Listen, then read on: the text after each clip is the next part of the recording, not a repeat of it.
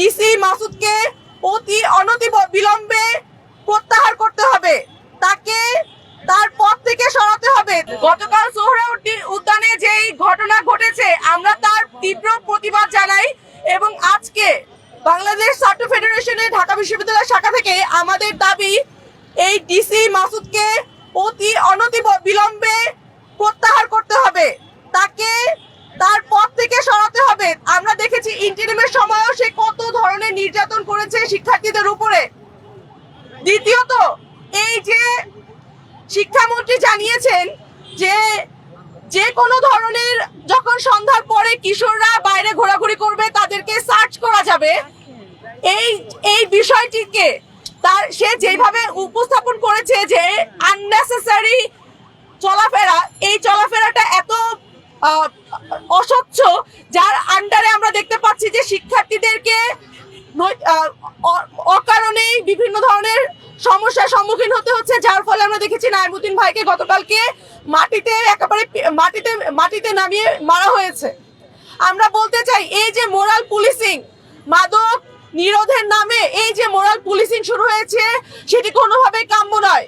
পুলিশের কথা ছিল আমাদের সেবক হবে, কিন্তু আমরা দেখছি আজকে পুলিশ আমাদের শুধু শাসকই নয় বরং আমাদেরকে নির্যাতন করছে এবং আমরা এই ধরনের মোরাল পুলিশিং বন্ধ করতে চাই এবং আমরা ছাত্র ফেডারেশন থেকে মাদকের বিরুদ্ধে জিরো টলারেন্স রেখেই বলতে চাই যে ডিসি মাসুদের এই ধরনের কাজের জন্য শুধু তাকেই বরখাস্ত নয় বরং যেই পুলিশ এর সাথে সম্পৃক্ত ছিল তাদের সকলকেই মামলার আওতায় আনা হবে এবং উপযুক্ত শাস্তি প্রদান করবে স্বরাষ্ট্র মন্ত্রণালয়। পুলিশের যদি মাদক অভিযান করার হয় এইভাবে তারা চেক করবে, যদি কারো কাছে মাদকদ্রব্য পাওয়া যায় আইনত তার বিরুদ্ধে ব্যবস্থা নিবে।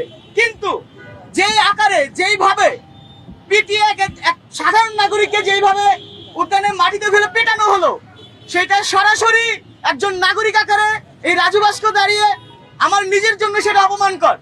আমরা যদি পুলিশের চরিত্র খেয়াল করি, এই ডিসি মাসুদ সাহেবের একটা ছবি পাওয়া যায়, তার শেখ মুজিবের ছবি মানে টি শার্ট পরে সে হচ্ছে ওই সময়ে তার এই যে গুন্ডাগিরি ফাটাকেষ্টগুলি সেটা সে চালিয়েছে। এরপরে যখন ইন্টারিম গভর্নমেন্ট ছিল আপনাদের মনে থাকার কথা, আমরা যখন ধর্ষণ বিরোধী মুভমেন্টে যমুনা অভিমুখে আমাদের পদযাত্রা ছিল সেই পদযাত্রাতেও তার ঘৃণ্য হামলার শিকার এই বিশ্ববিদ্যালয়ের শিক্ষার্থীরা হয়েছে। এরপরেও নানা সময় মাদক সিন্ডিকেটের মাদক বিরোধী অভিযানের নামে নানা সময় তারা নাগরিকদের হস্তক্ষেপ করে। আজকে নাইম ঢাকা বিশ্ববিদ্যালয়ের শিক্ষার্থী রাজনীতি সচেতন মানুষ, সে জানে তার নাগরিক অধিকার কোনটা, সে চোখে চোখ রেখে কথা বলেছে। আমরা প্রতিবাদ করেছি, আপনারা এতগুলো মিডিয়া এখানে কভারেজ দিতে এসেছেন, কিন্তু বাংলাদেশে এই নাইমের মতো আরো অসংখ্য মানুষ আছে যারা প্রতিনিয়ত এই পুলিশের অসাংবিধানিক যেই হস্তক্ষেপ সেই হস্তক্ষেপের শিকার হয়, ন্যূনতম প্রতিবাদের জায়গা থাকে না। মাদক সিন্ডিকেট আপনারা জানেন, সোহরাওয়ার্দী উদ্যান কেন্দ্রিক মাদকের যে রমরমা ব্যবসা সেটা নিয়ে দীর্ঘদিন ধরে আলোচনা হচ্ছে। আমরা দীর্ঘদিন ধরেই মাদকের বিরুদ্ধে জিরো টলারেন্সের কথা ছাত্র সংগঠন হিসেবে আমরা আমাদের জায়গা থেকেও সকল সময় এই দাবিতে সোচ্চার ছিলাম।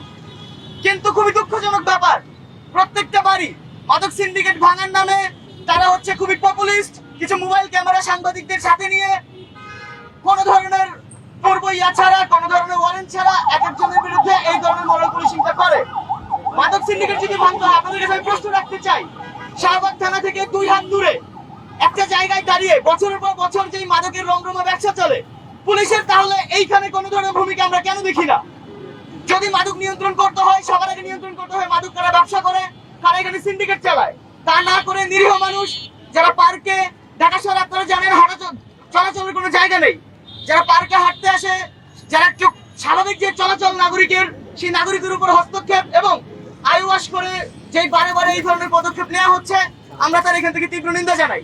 আপনাদের মনে থাকার কথা শাহরিয়ার আলম সাম্যর কথা, আমাদের ছোট ভাই সাম্য এই ক্যাম্পাসে সাড়ে 2 দিনের মধ্যে তাকে খুন করা হয়।